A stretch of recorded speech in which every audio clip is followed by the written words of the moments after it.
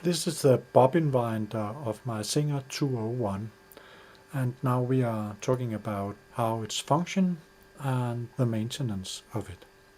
You got a bobbin here, and please be aware that you have a small plug there, and it needs to go into the hole there. So when you put it on, you need to turn it until it goes into this hole. And then you press it down, and this lever there flips down, and this tire engages on the flywheel. So when you fill up the bobbin, this lever will be lifted by the thread, and eventually it disengages by this tire going off the flywheel. So that's the main function of it. When you wind the bobbin like this, you are able to disengage the machine here, so it says in the instructions. But maybe there is some friction here, so the machine will run anyway. But it doesn't matter if you do not have thread in the needle.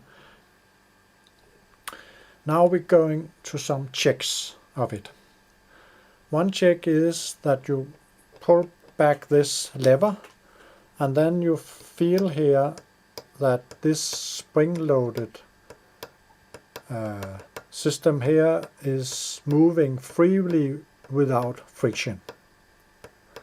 And then you press down this firmly against the flywheel, and then you feel this lever should move quite freely up and down like this. That's 2 checks for you. One other thing to check is when it disengages here, then this shaft for the winder should move very freely. And there is a lubricating hole here, so if it isn't, you may have forgotten to lubricate it.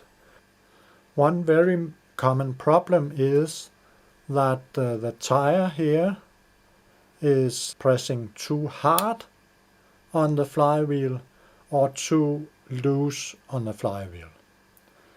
This can be adjusted, and it is adjusted on the screw you see here. And I will try to do it now. So you put in the screwdriver here and loosen the screw, and when you do that, it is becoming loose here. Then you press down here with a little force like you want it to have when it is running, and then you tighten the screw while you push here. And now it should be at the right level, but you may have to try to find out how hard you need to press here to get the right friction here. It shouldn't be too hard, and it shouldn't be too loose.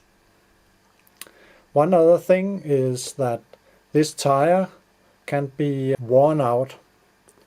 This tire is very nice, but if that's the case, you can take it off and replace it with a new one. You are able to buy them from many stores. When this lever is lifted up by a thread, the disengage point should be when the thread height here is about 1 millimeter lower than the perimeter of the bobbin. If this lever or this movement have some unwanted friction, then it is time for you to lubricate these parts.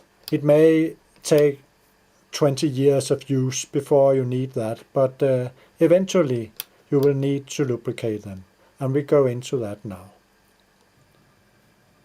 Here I have removed the flywheel. You can find videos on YouTube on how to do that. This belt cover here can be loose, and you don't want that to happen because the bobbin winder is attached to this belt cover. So you need to tighten these screws if this belt cover is loose. But here you see the mechanism. When this lever sensing the thread height on the spool comes to a certain point, then this lever with a wheel here can be allowed to flip in there. So that's the mechanism.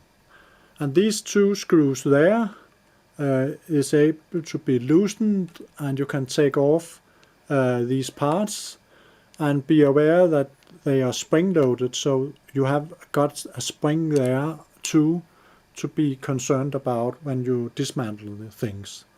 But when you have dismantled it, you can clean it and put some grease on them for lubrication. You also may like to have a little lubrication just on these parts there. If the system here doesn't disengage at the right thread level, then the only thing you can do about it is to bend this steel part here with a lever.